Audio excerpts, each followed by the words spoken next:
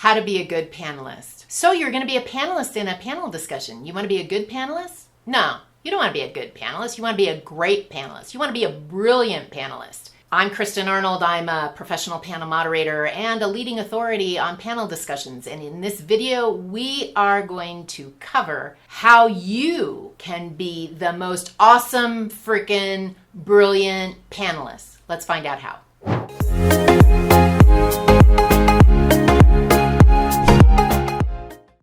Over the past 30 years, I have been moderating panel discussions, and I have identified 11 specific things that you can do to be that awesome, amazing panelist.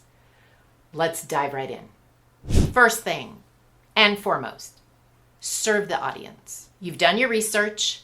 You know who's going to be in the audience, at least the demographics. Talk to them. Don't talk to the moderator. You can talk to your fellow panelists, but talk to your audience, serve them up answers to questions that you know that they have. Keep them at the forefront of your mind and let go of your own personal agenda. Serve the audience. Figure out what they want to know from you and then serve it up. Whether it's identifying the problem or figuring out a creative solution or hearing your best practice, make sure that whatever you say serves the audience. Best practice number 2, check in with the moderator. You know, the moderator can make you look brilliant, and the moderator can also not. The moderator really is kind of the gatekeeper. They're in control of the format, the flow, the sequence. And when you check in with the moderator, you can develop some rapport with them so that they kind of know what your angle is, what you're interested in. If you want to offer something, how do you kind of cue in with the panel moderator that you have something to add? Maybe there's something special that you want to get across. Maybe you're trying to promote a product or a service or your company or something. You know, the panel moderator can do that much more eloquently than you can. So you want to check in and get to know your panel moderator. Here's another best practice. Be prepared. Now, we have a video all on how to be prepared. I suggest you go check that one out. But here's the headline. You don't just show up. Think about what are the 3 key messages or key takeaways that you want the audience to understand or know, that you think they care about, not just your agenda, but their agenda. The next thing that you want to do is for each of those points is think about a story or an example or a demonstration or some way that brings that alive. And then lastly, I have something that I call it the phrase that pays. What's that short sound bite that you might actually hear somebody saying in the hallway, or my favorite is I hear it in the restroom. It's like, oh man, that's probably too much information. But you know, what's the phrase that people are saying that they took away that they're going to remember? So make sure that you come prepared at least with those 3 ideas, a story or an example that brings it to life, and then some kind of phrase that makes it memorable. Here's another tip is be timely. And this has a lot of elements to it. Be timely means arrive on time, maybe even a little bit earlier than when the panel moderator or the meeting organizer suggested you're there. Maybe come even earlier so that you can see what the other speakers were doing or saying. When somebody says, can you get this to us, you know, your 3 talking points, oftentimes your panel moderator might want that. Get it to them on time. That would be awesome. If you're being asked for your photo or your bio, get that to them on time. The other thing about being timely is your information. The more timely, up to date, last minute you were just accessing this information makes you more relevant than somebody who is citing a statistic from 2 years ago. So think about your materials, your content. Are you timely? Are you providing just in time information? Another tip is to follow the panel moderator's lead.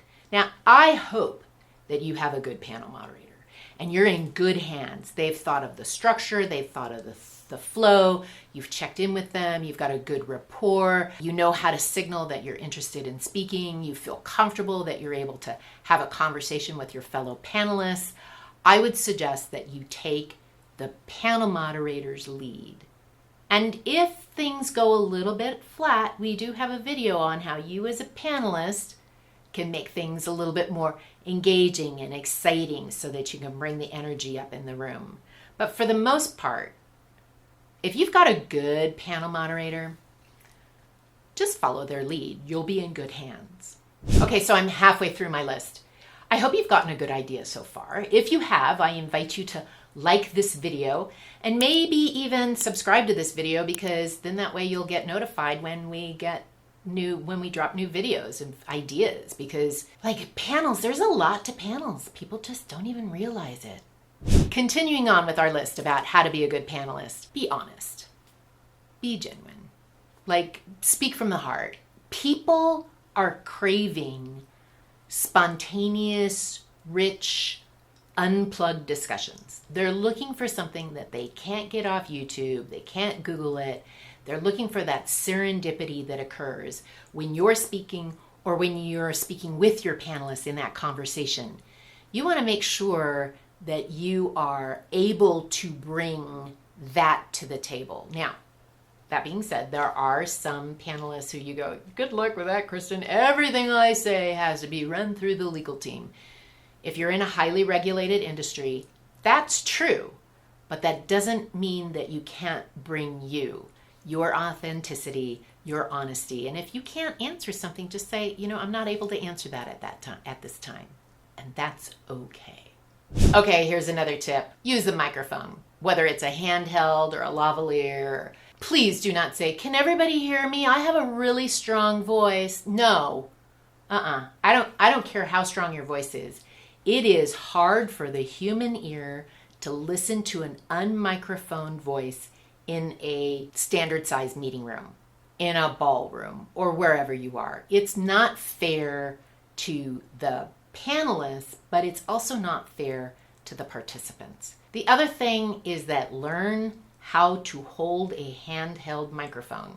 It is, and you want to check this with the AV team, it's usually about 3 inches away from your lips. You're not kissing it, but it's not down here. So make sure that you check with your AV team if you are using a handheld microphone, and if you're passing it between the panelists, because some of us don't have like hugely rich AV budgets. Just figure out who you're passing it along and how you're gonna manage that. Here's another tip for being not just a good panelist, but a great panelist, is that you are additive and not repetitive. No one wants to hear a panelist say, oh, I agree with Tahira, and then reiterate what Tahira just said. No. What you want to do is say, I agree with Tahira and I have some additional thoughts. Be additive, not repetitive. You can even say, I agree with Tahira on some areas, but here's where I have a different opinion. That's disagreeing in a nice way. You don't have to have a fight about it, saying you're wrong and I'm right. Be additive to the conversation. That makes a great panelist and panel discussion. At some point, you are going to disagree with other panelists. That's okay. Disagreement actually kind of makes a panel discussion juicy. With no disagreement, it actually can kind of get boring. So as a panel moderator, I usually like to instigate a little bit of the conflict. So here's the deal. You need conflict to generate light and not heat.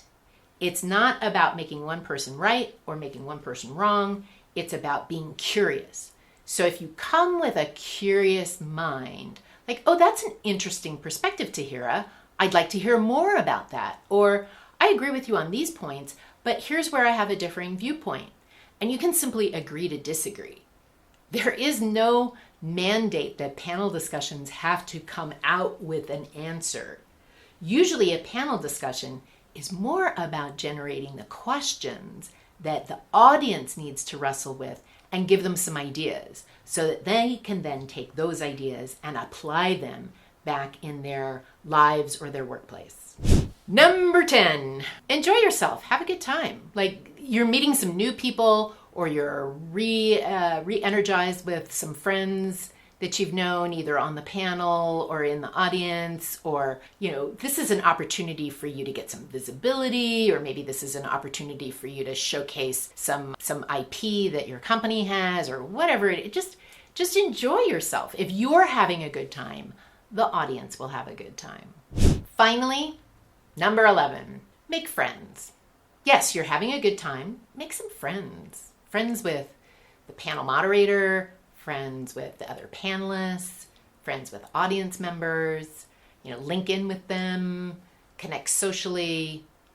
This is an opportunity for you to really find out what other people are doing, and sometime you learn something from these people, maybe at the panel discussion or maybe even later, because you've now developed a friend. We've just covered 11 things that will help you not only be a good panelist, not even a great panelist, but an awesome, frickin' brilliant, powerful panelist. And this was a lot of information, so I have a free gift for you. If you go to www.powerfulpanelist.com/checklist, there's a little checklist in there for all the things that you need to be paying attention to as a panelist. I hope you like it. Thanks for watching.